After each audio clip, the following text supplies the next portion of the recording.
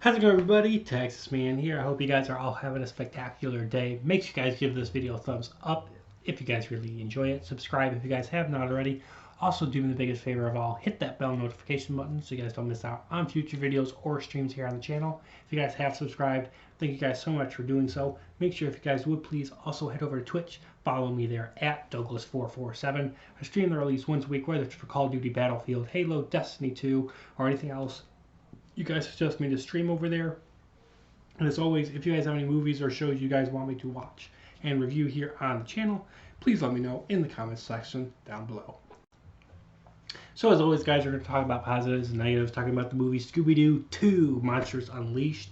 If you guys haven't had a chance to check out Scooby-Doo the movie, make sure you guys go ahead and do so. You guys can check out the movie either in the films reviews playlist, or you guys can just use the search engine, type it in there, and it'll bring you right up to it.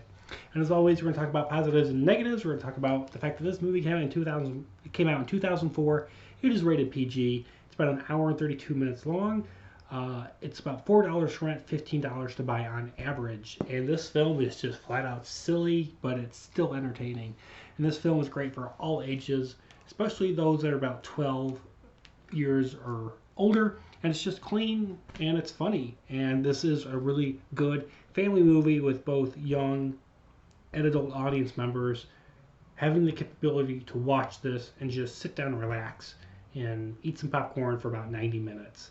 This is a sequel that honestly, to me, ups the stakes, and it also gives characters growth, which was something that I felt like the first film was lacking. It had some in the first film, but this one really goes hard into it, especially with Shaggy and Scooby-Doo. It really focuses on those two characters. Now, it's not to say that the mystery gang, the other characters, get left behind. They have their own growth in their own way. Like Velma goes on a date and she falls in love. Fred and Daphne finally say, hey, we love each other, and they have their own moments. But the film primarily is focusing on Scooby-Doo and Shaggy. The film deals with the gang solving another supernatural mystery involving monsters that they defeated years ago, but they're doing so in their hometown.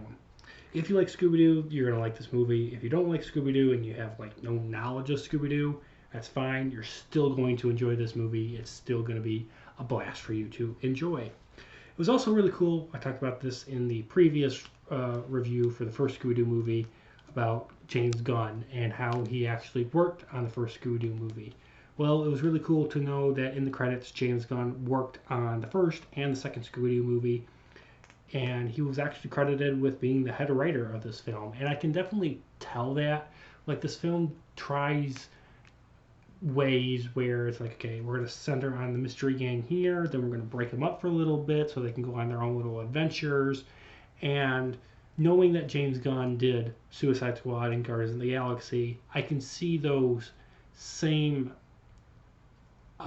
elements of his filmmaking decision when it comes to writing here in this film a decade before he started doing those movies like Guardians and Suicide Squad.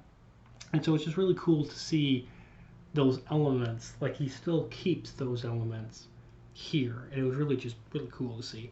We also get to see the Mystery Inc. HQ, which is pretty cool. And this film also has some pretty fantastic dance numbers, and I thought the soundtrack was really well done in this film as well. Unfortunately, no movie is perfect, so we're going to have to talk about negatives.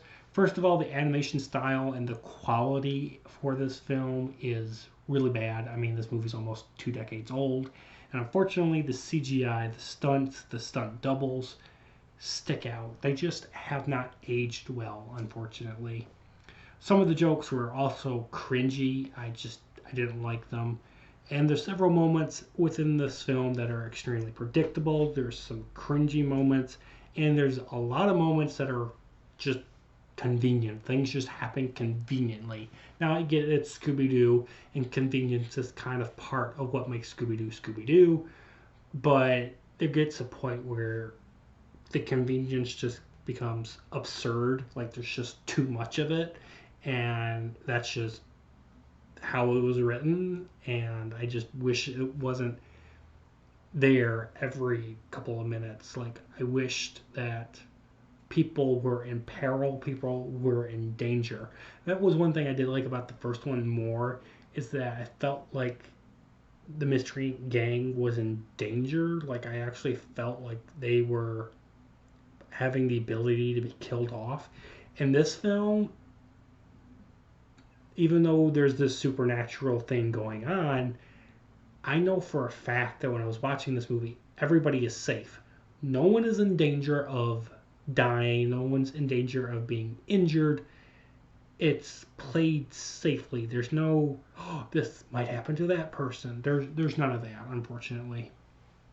And then lastly, unfortunately, the writing team makes it where Shaggy and Scooby-Doo are the cause of the monsters being unleashed. And it's played for laughs, but it just felt really forced and kind of stupid. And what was really weird is that even though they're the cause of the problem, the script forces them to fix their mistakes to save the day.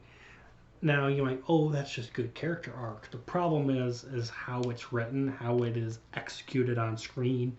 It's extremely poor. So overall, guys, I'm going to give Scooby-Doo 2 Monsters Unleashed a 6 out of 10.